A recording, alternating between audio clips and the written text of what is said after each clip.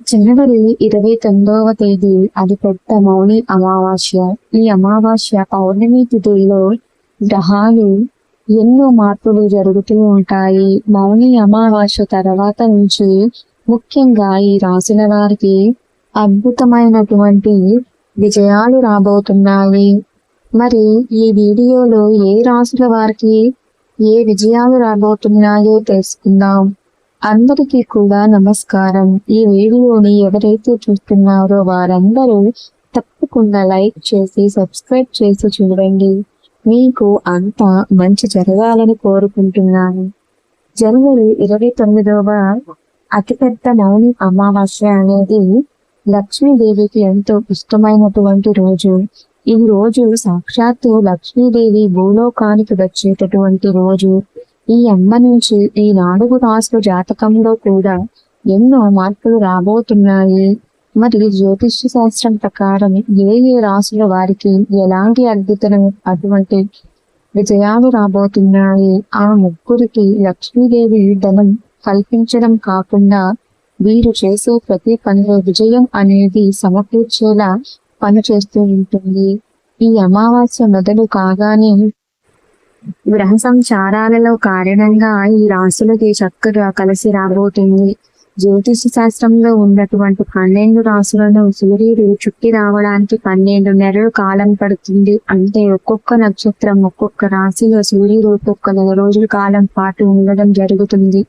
ఇంకా చంద్రుడు ఒక్క నెలలోనే 12 రాశులను చుట్టి రావడం జరుగుతుంది. ఈ యొక్క అమావాస్య మొదలుకొని గ్రహ సంచారాలు జరిగినటువంటి మార్పుల వలన ఈ 4 రాశుల వారికి అత్యుత్తమమైనటువంటి ఫలితాలు రాబోతున్నాయి. ఇప్పటి వరకు పడిన బాధలు అన్నీ కూడా పోయి అదృష్టం అనేది వరించబోతుంది. నిరుద్యోగులకు ఉద్యోగ ప్రాప్తి నుంచి మంచి ప్రభుత్వాల ఉద్యోగాలను మీరు స్థిరపడబోతున్నారు. కుటుంబంలో పేరు సంపాదించుకుంటారు. కాబట్టి త్వరపడండి, మీకు అస్సలు తిరుగు అనేది ఉండదు. మంచి మంచి అవకాశాలు మంచి యోగాలు మీకు తప్పకుండా లభించబోతున్నాయి. మీ జీవితంలో బాగు అవుతుంది చెప్పుకోవచ్చు. మీ జీవితం మలుపు తిరిగింది. అటువంటి అద్భుతమైన సమయం మీ ముందు ఉంది. మరికొద్ది రోజుల్లోనే మీ భవిష్యత్తు ఎదగబోతోంది. మీకు వచ్చిన ప్రతి అవకాశాన్ని కూడా ఒడిసి పట్టుకుంటారు. అవకాశాలు చేజార్చుకోకండి. మరి ఇంకా విశేషమైన ఫలితాల గురించి ఇంకా వివరంగా తెలుసుకుందాము. రాశుల గురించి తెలుసుకోబోయే ముందు వీడియోని చివరి వరకు చూడండి. అప్పుడే మీకు అర్థమవుతుంది. మొదటి రాశి మేషరాశి. వీరికి ఇప్పుడు గురువు లాభస్థానంలో, అదే విధంగా శని గ్రహాలు కర్మస్థానంలోనూ, రాహుగ్రహం జన్మస్థానమునందు గ్రహ సంచారం అనేది కొనసాగిస్తున్నారు. వివాహాల కోసం ఎవరైతే ఎదురు చూస్తున్నారో వివాహం జరగడానికి అవకాశాలు ఉన్నాయి. దగ్గరకు వచ్చి చెడిపోతున్న సంబంధాలు ఏవైతే ఉన్నాయో అవన్నీ కూడా సర్దుమణుగుతాయి. మంచి సంబంధం రావడం జరుగుతుంది. వివాహం నిశ్చయం అవుతుంది. అదే విధంగా ఆర్థిక పరంగా కూడా వెనుకబడిన వ్యవస్థ తప్పకుండా బలపడుతుంది. లాభస్థానంలో ఉన్నటువంటి గురుగ్రహం ఏదైతే ఉందో, ఇక గురుగ్రహం యొక్క సంచారం కారణం చేత అన్ని కూడా లాభాలు కలుగుతాయి. ఈ రాశి వారికి మహా అద్భుతమైనటువంటి యోగం అని మనం చెప్పుకోవచ్చు. మేష రాశి వారికి అధిపతి కుజుడు. అశ్విని నక్షత్రం 4 పాదాలు, భరణి నక్షత్రం 4 పాదాలు, కృత్తిక 1వ పాదం మేషరాశి జాతకులకు చెందుతాయి. ఈ మేషరాశిలో పుట్టిన వ్యక్తులు ఎవరైతే ఉన్నారో రాబోయే కొన్ని సంవత్సరాల పాటు బాగా ఎదిగిపోయి రూపాయి సంపాదన లేని వారు కూడా చాలా బాగా ఎదగడం ప్రారంభం అవుతుంది. ఎక్కువగా ఈ మేషరాశి జాతకులు దైవారాధన ఆరాధించుకున్నట్లయితే మీరు ఎప్పుడు కూడా ఊహకందని విధంగా మీ జీవితాలను మారడానికి అవకాశాలు ఉన్నాయి. అద్భుతమైన ప్రపంచం మీ కళ్ళ ముందుకు రాబోతోంది. ఈ రాశి వారి యొక్క భవిష్యత్తు జీవిత కాలంలో ఎన్నడూ చూడనటువంటి భవిష్యత్తు చూస్తారు. అంచెలంచెలుగా ఎదిగి ఉన్నతమైనటువంటి భవిష్యత్తు, ఉన్నతమైనటువంటి శిఖరాన్ని చేరుకునే రోజు అతి త్వరలోనే వచ్చేసింది. కాబట్టి తప్పకుండా వచ్చిన అవకాశాన్ని వినియోగించుకోండి. ఇంకా మరొక రాశి కన్యా రాశి. ఉత్తర నక్షత్రం 2, 3, 4 పాదాలు, చిత్తా నక్షత్రం 1-2 పాదాలు, హస్త 4 పాదాలు కన్యా రాశికి చెందుతారు.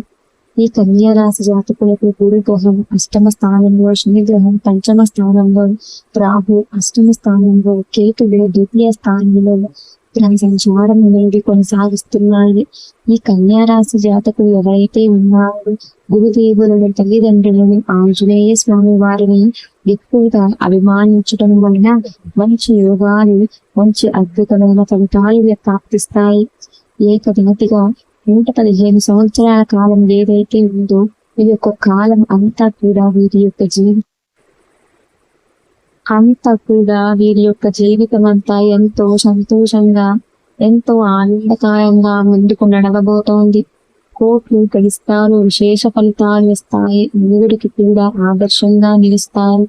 ఏవైతే ఉద్యోగాలు గత కొద్ది కాలంగా ప్రయత్నాలు చేస్తూ దగ్గరికి వచ్చి ఉద్యోగాలు కోల్పోతున్నారు, ఆ ఉద్యోగాలు వస్తాయి. ఉద్యోగాలలో కూడా మీకు మంచి భవిష్యత్తు రాబోతుంది. మీకంటూ ఒక సొంత గుర్తింపు ఏర్పాటు చేసుకుంటారు. గృహాలు,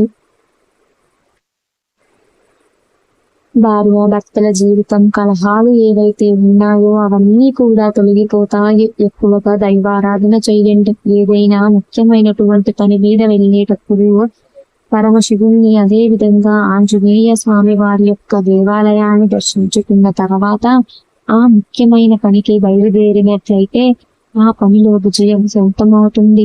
అన్ని పనుల్లో విజయం మీదే.